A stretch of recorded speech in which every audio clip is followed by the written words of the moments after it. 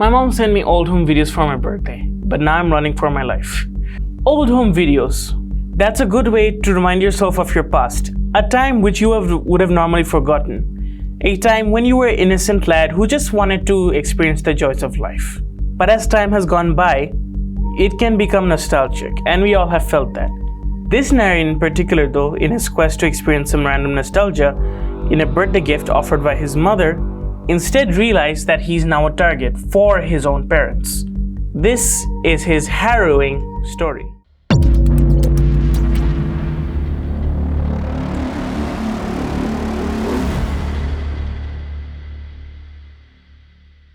I don't celebrate birthdays anymore. When you get older, you try to forget they even exist. You really don't need a reminder that you're slowly becoming an outdated dinosaur. And I've always found that notion a bit morbid when you realize you're pretty much just celebrating your oncoming death. It was never really that bad, but as you get older, you realize truly the impact of a birthday. And this time, having my birthday in the midst of a nationwide lockdown, especially in a chaotic city like Atlanta, where I live, this was somewhat of a godsend and really didn't make me in any mood to celebrate my birthday. That didn't stop my mother from sending a present though. She always found a way to annoy me, in the best way possible. She'd outfiddle the devil himself just to put a smile on my face. I don't know how she did it, but this morning when I went to let Dave, my cat, out, I nearly tripped over it. An anonymous brown package just laying there inside my flat. How the hell did she pull that off? It would address Miami, Florida. This was my parents' current location. I'd moved to Atlanta when I was 18, so this made sense. I chuckled internally as I desperately tried to decipher what was scribbled in front of the package. It was clearly her handwriting. I'd recognize it anywhere. The worst handwriting you'll ever see. Like if you grabbed a crow, dipped its beak in ink, and let it peck randomly on the paper, producing out scribbles that I don't know how you can describe. To Jeffy.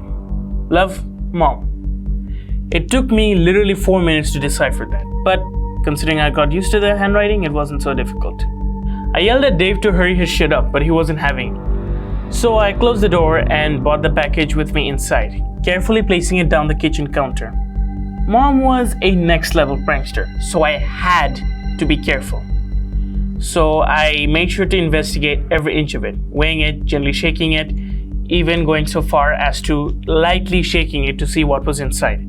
I heard a tiny thud of a small casing before finally opening it. I scratched my head in puzzlement. It wasn't much, just a DVD, no note or anything. My mom wasn't very technical, and the thought of her burning a DVD was quite frankly absurd. Did she even own a computer? My dad helped her out, or my brother. It was either one of them, or there were ways she could have pulled it off. There are ways she can, so I didn't really know what to think of, but I eventually shrugged it off and plopped the thing into my laptop. I mean the DVD, what was the actual interest here? After worrying discordantly for what felt like 90 minutes, or no, a bit less, I don't really remember, was finally greeted with a single video file named Jesse's Home Videos. I caught myself smiling sheepishly in the reflection of my screen. I didn't even know we had a video camera back then, so it was a very thoughtful surprise. Sort of an atypical gift from my mom, but I was still halfway expecting it to all be some elaborate prank. Maybe it was a Rickroll or something. Most people on the internet, especially in TikTok, see it nowadays. I'd already gotten tired of such things, so I literally expected it to be a Rickroll. But no, to my mild surprise, it did seem like a pretty extensive collection of genuine home videos from the 80s, with ridiculous low resolution, graininess, horrible audio, and an abysmal cameraman, especially my dad. My dad was a bad cameraman, so that style of recording was instantly recognizable in my mind. It seemed to be in the wrong order though, starting from when I was 4, then younger and younger, which to me proved that it was my technically challenged mom who compiled them. She really knows how to pull stunts off, doesn't she? I sat for half an hour, enjoying every second of the shaky cam time travel, reliving moments I'd entirely forgotten, laughing at how weird everybody looked back then, and boggling at how I was still alive. I was a stupid kid, always falling over and running into things, kind of like a out-of-control car. I sent my mom a picture of me in my bottle of wine, relishing the ancient videos with the caption, "Thanks for the videos, Mom. Best birthday gift ever." But then it got strange. I just finished watching the summer of '87, when we apparently spent the holiday out by my grandpa's cabin by the sea. I was 2 years old then, and my brother Justin must have been 5. It was a wonderful trip down non-memory lane, since I had no recollection of it, and I was anxiously looking forward to videos of my first year.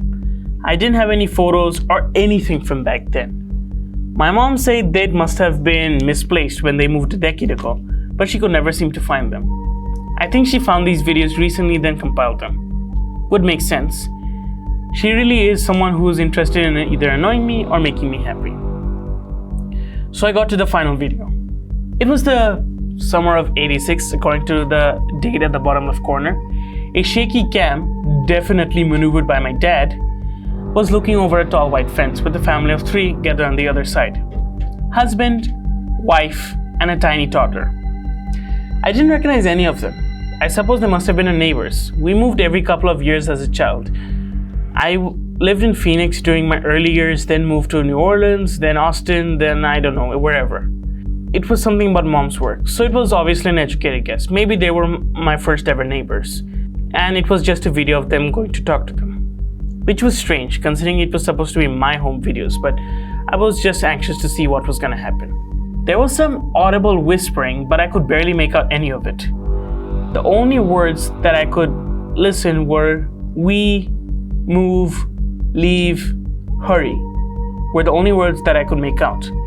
The camera was faced down the grass, so I couldn't even hear what they were saying either and listen to their mouths. The camera was raised once again, peering on top of the fence. The family was gathered out by our front porch of the house, the toddler with his assumed mother and the assumed father operating a hose, spraying water on an assortment of flowers. Then the camera moved again, focusing on the cheery face of my mom. She was wearing a bright red sun hat, real cheesy looking. And the first time I saw it, I giggled uncontrollably. "Let's do it," she said, grinning widely. A chill ran down my spine. Those exact words have no meaning without context, you know. Could point to absolutely anything. "Let's do it. Let's go get ice cream. Let's do it. Let's drive down a beach." Innocent things, mundane snapshots. But the way she said it, and the expression on her face, I knew instantly that something wasn't right. My mom did like to be sinister, but this was way too ambiguous. Do what exactly? Moments later, the shaky cam got shakier, now running around the fence and into the backyard. The cameraman, my dad, stopped at the gate, zooming into the woman's face. She looked shocked, scared even, holding into the toddler tightly, backing away towards the front door. Then my mom came into view again, and I realized why the woman appeared so frightened. I had to replay the moment several times too, because I couldn't believe it. I couldn't believe it was her. She was wielding a huge knife, a butchery thing. She turned and grinned into the camera, waving around the knife playfully, before suddenly charging the woman at her. Terrifying high-pitched screams echoed throughout the kitchen. I almost stumbled back to the floor as I watched the carnage unfold. My mom, dressed in all red for some reason, red jeans, red shirt, red hat even, stabbed the woman brutally on her left leg, causing her to collapse in the front of the porch, the toddler rolling down on the grass, wailing hysterically. The assumed father suddenly became aware of what was happening. His eyes widened as he yelled something, running to the woman's aid, only to be stabbed at the neck by my mom as soon as he came within arm's reach. The next 2 or 3 minutes were dedicated to my mom stabbing the two of them repeatedly. The fleshy, pulpy, mangled remains at the end, hardly even human in appearance anymore.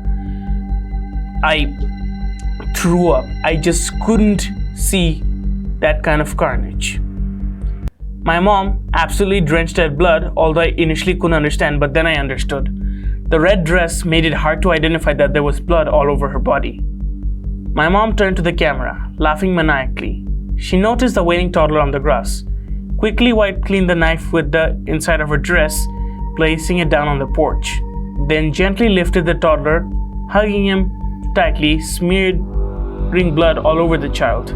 And she said 4 words that would forever change my life.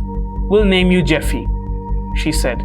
Kissed me on the cheek before waving onto the camera. I slammed my laptop shut and staggered back, hyperventilating uncontrollably. No, it couldn't be. It had to be some kind of prank, right? Right? Some unbelievably elaborate prank.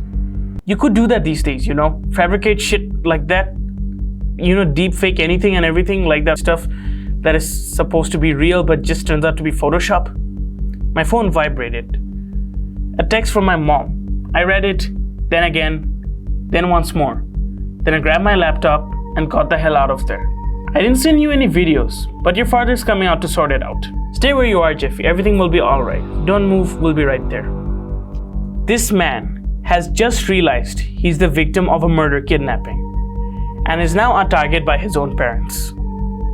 Home videos may be a way to relish memories of a childhood long forgotten and a past never to be remembered without recollection.